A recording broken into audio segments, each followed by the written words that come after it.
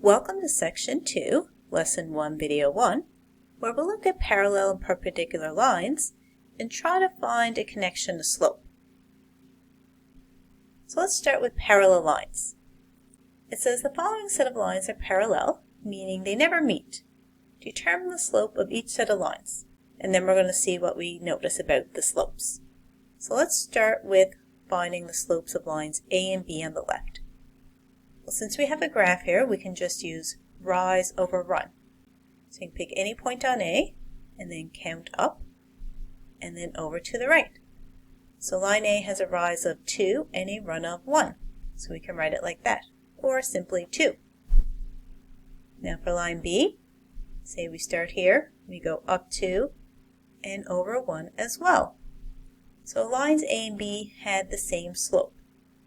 What about lines C and D? So if we start here on the y-axis for C, I go down 3 and then 4 to the right. So we write that as negative 3 over 4. Then for line D, we also go down 3 and 4 to the right. So I notice that for parallel lines, these slopes are equal. So let's write that down. The slopes of parallel lines are always the same. And if you think about that, it makes sense. So if two lines have the same rise and have the same run, then they will never ever meet because they are increasing by the same amount. So now let's look at perpendicular lines. Perpendicular lines are lines that meet at a 90-degree angle. So let's see what we know about the slopes of perpendicular lines. So for line A, you can start by counting down 2 and over 3. So I'll write that down.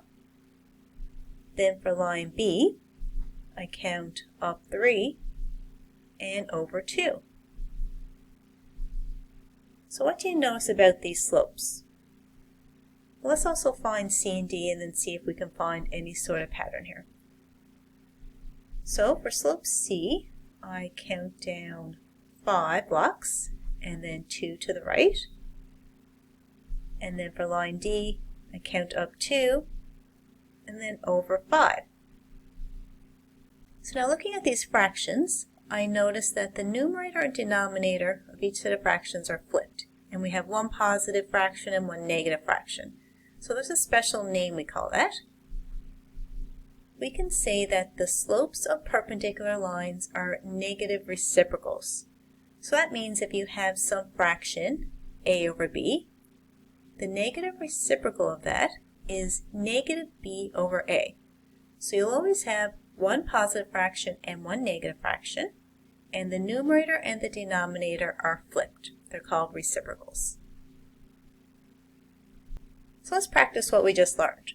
It says, given the slopes of two lines, determine if they are parallel, perpendicular, or neither. They're just two lines that intersect at some point. So for A, we have the slope of negative 5 over 6 and negative 5 over 6. So because these slopes are the same, that means these lines are parallel. Now what about B? We have 3 over 4 and 4 over 3. So because the numerator and denominator are switched, they're reciprocals, but they're not negative reciprocals. That's what we need for perpendicular. And well, they're certainly not the same either. So I'm going to say they're neither the same slope nor they're neither negative reciprocal slopes, so these lines are neither. Now for C, I have 8 and negative 1 over 8. It might make it clearer to see that these are actually reciprocals if we write 8 as 8 over 1. So now you can see that we have one positive fraction, one negative fraction, and the numerator and denominator are switched, so they are indeed negative reciprocals, making these lines perpendicular. Now in D, we have negative 7 over 2 and 2 over 7. They are negative reciprocals as well, so these lines are also perpendicular. Now for E, you might want to say neither, because at first glance the slopes don't seem to be equal, and they don't seem to be negative reciprocals either.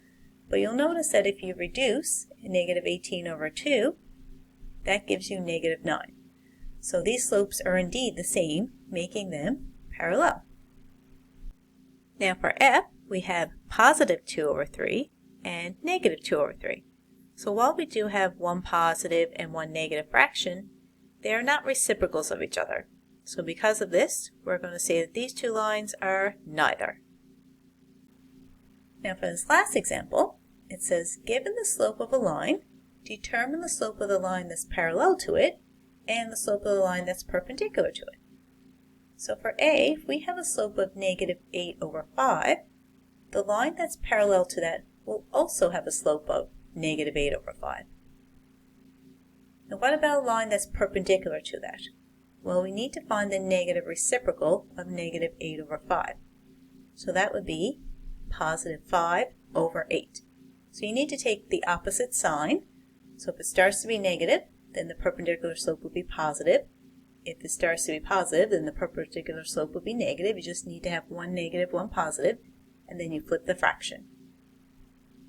Now for B, line parallel to the line with a slope of 3 over 10 will also have a slope of 3 over 10, and the perpendicular slope will be negative 10 over 3. Now for the line that has a slope of negative 2, the parallel line will have the same slope as well. And for the perpendicular slope, you might want to write negative 2 as negative 2 over 1, so that when you flip it, you can see that it would be a positive 1 over 2.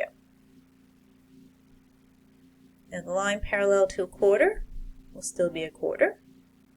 Now the negative reciprocal of 1 over 4 is negative 4 over 1, or simply negative 4.